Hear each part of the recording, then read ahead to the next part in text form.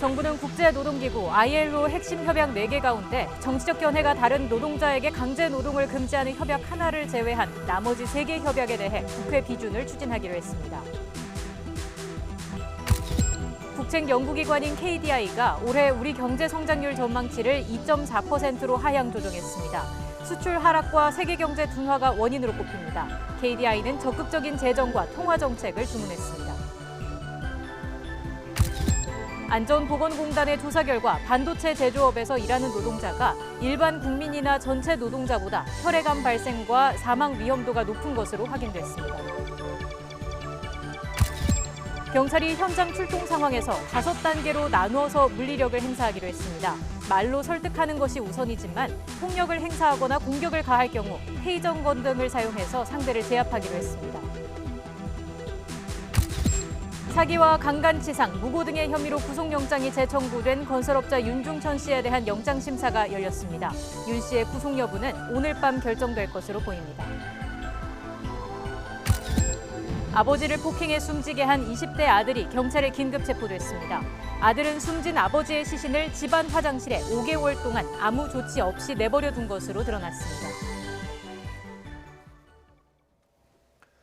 국회 정상화 논의가 합의문 초안을 검토하는 단계까지 갔지만 다시 어려워지고 있습니다. 더불어민주당 이인영 원내대표는 국회 정상화 논의와 관련해 야당이 과도한 요구로 시간을 허비하지 않기를 바란다며 일방적인 역지사지는 가능하지 않다고 말했습니다. 이 원내대표는 오늘 국회에서 열린 확대 간부 회의에서 뚜렷한 입장차가 있는 게 사실이라며 여야 지도자가 새 정치 리더십으로 타협을 만들 수 있어야 한다고 강조했습니다. 문재인 대통령이 지난 5.18 기념사에서 독재자의 후예를 언급한 데 대해 자유한국당 중진 의원들이 발끈했습니다. 남로당의 후예라는 등의 격앙된 발언이 나왔습니다. 직접 들어보시겠습니다. 남로당의 후예가 아니라면 천안함 폭침을 다르게 볼 수 없다라고 되돌려 줘야 한다는 비아냥 소리를 여기저기서 많이 들었습니다. 독재자의 후예라는 것, 결국 문재인 정부와 더불어민주당 자신이 아닌지 생각해 보시기 바랍니다. 김일성의 3대 세습 독재, 잔혹한 인권 탄압과 핵 미사일에는 항거하면서 대한민국의 제1야당을 향해서 독재자의 후예 운운하는 모습이 참으로 기괴하고 한탄스럽습니다. 남남 갈등과 국민 반목의 절정이자 누구는 그 중앙정보부 끌려가서 말이야 동료들 다 밀고도 하고 말이야 배신 때리고 그러는데 가진 고초 겪었어요 다. 어디다 대고 독재자의 후예 운운하냐 이거예요. 그런 표현은 대통령의 언사, 대통령의 언어가 돼서는 안 됩니다. 문재인 대통령은 오는 2030년까지 바이오 헬스 산업을 5대 수출 주력 산업으로 육성하겠다고 밝혔습니다. 머지않아 블록버스터급 국산 신약이 나올 것이라는 말도 했습니다. 바이오 헬스 국가 비전 선포식에서 나온 문 대통령의 발언 잠시 들어보겠습니다. 지금 우리에게는 바이오 헬스 세계 시장을 앞서갈 최적의 기회입니다. 머지않아 블록버스터급 국산 신약도 나올 것입니다. 제약과 생명공학 산업이 우리 경제를 이끌어갈 시대도 멀지 않았습니다. 2030년까지 제약, 의료기기 세계시장 점유율 6%, 500억 불 수출, 5대 수출 주력 산업으로 육성하고자 합니다. 우리가 바이오 헬스 세계시장에서 얼마나 성공할 수 있느냐는 기업과 인재들에게 달려 있습니다. 정부는 연구와 빅데이터 활용 등 제약 바이오 분야에 꼭 필요한 전문 인력을 키워 바이오 헬스 선도 국가로의 꿈을 이뤄낼 것입니다. 국제통화기금 IMF는 올해 우리 경제 성장률 전망치를 2.6%로 유지했지만 경제협력개발기구 OECD에 이어서 국책연구기관인 KDI도 2.4%로 하향 조정했습니다. 세계 경제가 빠르게 둔화하고 수출이 하락한 게 가장 큰 원인입니다. 반면 일자리 정책의 효과로 취업자는 20만 명 정도 늘어날 것으로 전망됐습니다. 오인석 기자가 보도합니다. 이번 달 들어 20일 동안 수출이 10% 이상 줄면서 6개월 연속 뒷걸음질 칠 것으로 우려됩니다. 반도체 부진과 중국 수출 감소가 주요 원인으로 꼽힙니다. 한국개발연구원 KDI는 경제전망 보고서에서 수출과 내수가 모두 위축되면서 경기가 부진하다고 진단했습니다. 그러면서 올해 우리 경제 성장률이 2.4%로 떨어질 것으로 예측했습니다. 이는 정부와 한국은행의 전망치보다 낮은 수준입니다. 반도체 호황이 조정 국면에 들어가면서 수출이 빠르게 위축되고 있는 가운데 설비 투자와 건설 투자의 감소세가 지속하고 민간 소비의 증가세도 둔화하고 있다는 게 KDI의 판단입니다. 2.4% 성장 전망에는 아직 국회를 통과하지 못한 추경 효과도 포함됐습니다. 세계 경제 상황이 빠르게 둔화되면서 이 수출 부분에서의 성장 기여도가 상당히 낮아진 그런 모습에 큰 요인이 있다고 봅니다. 경기가 수출에 많이 좌우가 됩니다. 그래서 수출이 하락을 하게 되면 내수도 그 영향을 받게 되는데요. 반면 올 취업자 증가폭은 20만 명 안팎이 될 것으로 예측했습니다. 정부의 목표인 15만 명보다 5만 명이 더 많습니다. 최저임금과 근로시간 단축 영향이 예상보다 아주 크지는 않은 데다 정부의 일자리 정책도 효과를 내고 있다는 설명입니다.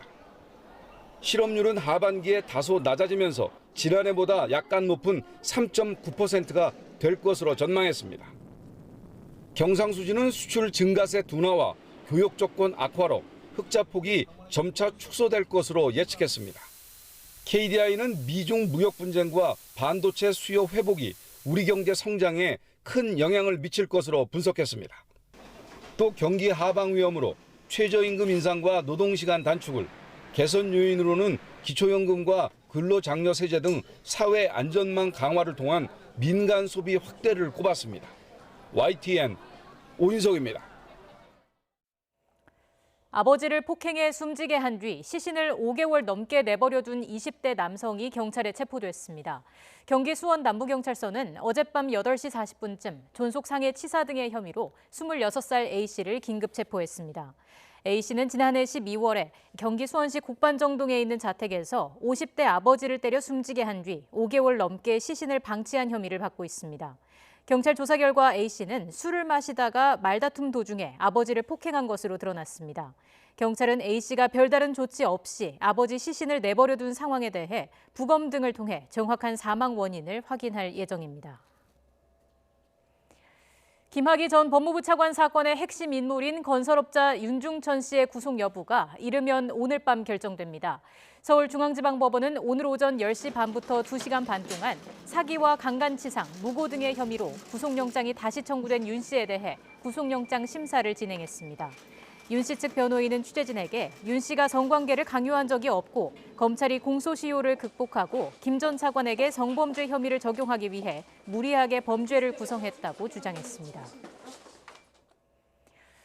후배 기자 폭행과 배임 의혹 등이 제기된 손석희 JTBC 대표이사에 대해 경찰이 폭행 혐의만 적용하기로 결론 내렸습니다. 서울 마포경찰서는 손 대표의 폭행 혐의는 기소 의견으로 배임 등 나머지 혐의에 대해서는 불기소 의견으로 검찰에 넘기기로 했습니다. 또 손 대표에게 폭행당한 김웅 기자는 협박과 함께 거액을 요구한 공갈 미수 혐의가 있다고 보고 함께 검찰에 송치하기로 했습니다.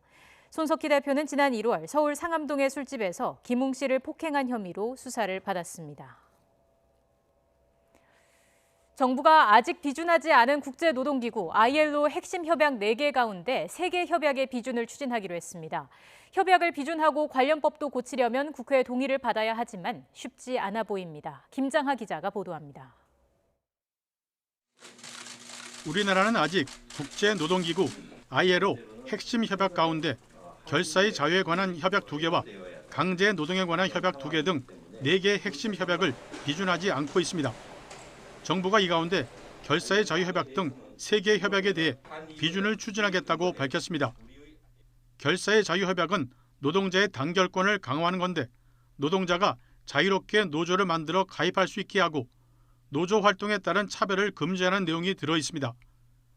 강제 노동에 관한 협약도 비준을 추진합니다. 현역 복무는 문제가 없지만 사회 복무 요원 등 보충력 제도는 쟁점이 될 수 있어 개선 방안을 마련하기로 했습니다. 그러나 정치적 견해를 달리하는 노동자에 대한 처벌로 교도소에서 강제 노동을 금지하는 협약은 비준 추진을 유보했습니다. 국가보안법, 형법 등 형벌 체계와 분단 국가 상황 등을 고려할 때 추가적인 검토가 필요하다는 겁니다. 경제사회노동위원회에서 사회적 합의가 무산됐는데도 이렇게 비준을 추진하는 건 노동계의 요구가 거센데다 유럽연합, EU의 압박이 커 더 지체할 수 없다고 판단했기 때문입니다. ILO 핵심 협약 비준 추진을 통해 우리 경제가 당면한 통상 문제의 불확실성을 해소하고 자율과 상생의 노사관계로 도약할 수 있도록 최선을 다하겠습니다. 정부는 올해 정기 국회에서 세계 협약에 대한 비준 동의안과 관련법 개정안이 함께 논의될 수 있도록 차질 없이 준비하겠다고 밝혔습니다. 정부가 비준 동의안과 법 개정안을 국회로 넘기면 국회에서 본격 심의가 이루어집니다. 하지만 현재 여야 대치 상황과 내년 총선 일정 등을 고려할 때 국회 통과는 상당히 버거워 보입니다. YTN 김장하입니다. 도농 복합도시인 청주에서 내일부터 나흘 동안 제8회 도시농업박람회가 열립니다. 도시농업을 한자리에서 볼 수 있습니다. 김동우 기자가 취재했습니다. 생명문화도시 농업을 만나다. 대한민국 도시농업박람회의 슬로건으로 자연이 만든 생명을 소중히 여기고 도시의 미래를 바꾼다는 의미를 담고 있습니다. 가장 중요한 볼거리는 도시에서도 조금만 신경을 쓰면 재배할 수 있는 과채류 식물관입니다. 가지와 토마토, 딸기 등은 도시 텃밭이나 자투리 땅에서 충분히 재배할 수 있음을 보여주고 있습니다. 도시 소비자하고 농업인들하고 만남의 장을 열어주기 위한 그런 행사가 되겠습니다. 기후 변화에 따른 작물의 변화를 용과 커피나무 등 열대 식물의 시설 재배를 통해 보여주고 있습니다. 볼거리로 제공하고 있는 조롱박 터널은 관람객들의 발길을 멈추게 하기에 충분합니다. 친환경적으로 만든 열대 식물원은 국내에서 보기 드문 식물을 많이 재배해 기후 변화에 따른 생태계 변화를 보여주고 있습니다. 이 작물은 상당히 보기가 드물고요. 여기는 자체적으로 이렇게 꽃이 피어서 개체가 늘어나는 것은 여기에서밖에 볼 수가 없습니다. 이번 박람회는 도농 상생 발전의 중요성은 물론 기후 변화에 따른 우리 농업의 변화를 엿보는 계기가 될 것으로 보입니다. YTN 김동호입니다. 하노이 북미 정상회담 결렬 이후 남북 관계의 소강 국면이 이어지는 가운데 우리 측 민간 단체들이 이번 주 제3국에서 잇따라 북측과 접촉할 예정입니다. 6.15 공동선언 실천 남측위원회와 사단법인 결의하나, 민족화해협력 범국민협의회 등 남측 단체들은 이번 주 중국 선양에서 북측 인사들과 연이어 실무 접촉을 할 예정입니다. 남북은 이번 접촉에서 다음 달 6.15 남북 공동선언 기념행사 개최 문제를 포함한 남북 민간교류 사업 재개 방안을 논의할 것으로 보입니다. 미국 조야에서 북한 비핵화를 위한 단계적 해법이 불가피하다는 공감대와 함께 2020년 대선 국면과 맞물려 북한 문제가 뒷순위로 밀리는 듯한 기류가 감지되는 것으로 나타났습니다. 방미 중인 국회 한미의회 외교포럼 소속 여야 의원들은 워싱턴 특파원들과 만나 이같이 전했습니다.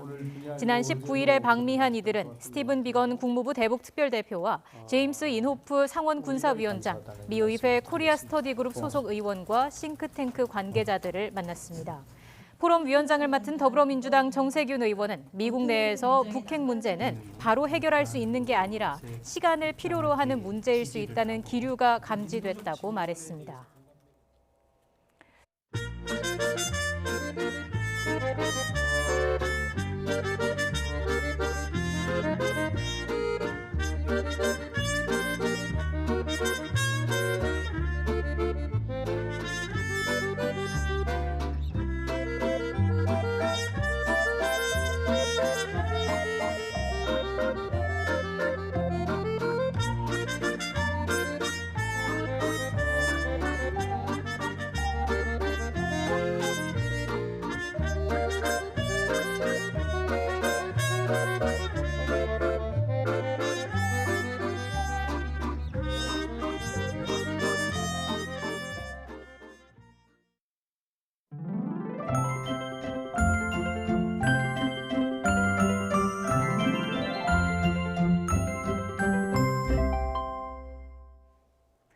오늘 또다시 여름더위가 찾아왔습니다. 문제는 갈수록 더 더워진다는 건데요. 내일 서울의 낮 기온은 29도, 모레는 30도까지 오르겠고요. 특히 대구는 33도를 웃돌면서 폭염특보가 내려질 가능성이 있습니다. 더위 대비 철저히 해주시는 게 좋겠습니다. 오늘 전국이 대체로 맑은 가운데 대기는 건조한데요. 오늘 오전 10시를 기해서 동해안 지역과 대구, 경북 일부 내륙에는 건조주의보가 내려졌습니다. 특히 강원 산간에는 오늘도 초속 10m 안팎의 강풍이 불 것으로 보이는 만큼 산불 등 화재 예방에도 주의하시기 바랍니다. 내일도 전국이 대체로 맑겠고 낮 동안 자외선과 오존이 강하겠습니다. 내일 아침 기온은 오늘보다 2, 3도가량 높겠는데요. 서울의 아침 기온은 14도, 대구는 15도, 평양과 개성은 12도로 출발하겠고요.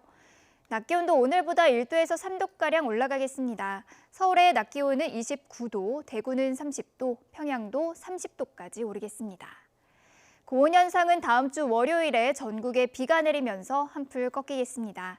지금까지 날씨 정보였습니다. 더 뉴스 마칠 시간입니다. 저희는 내일도 진실에 한 발 더 다가가겠습니다. 고맙습니다.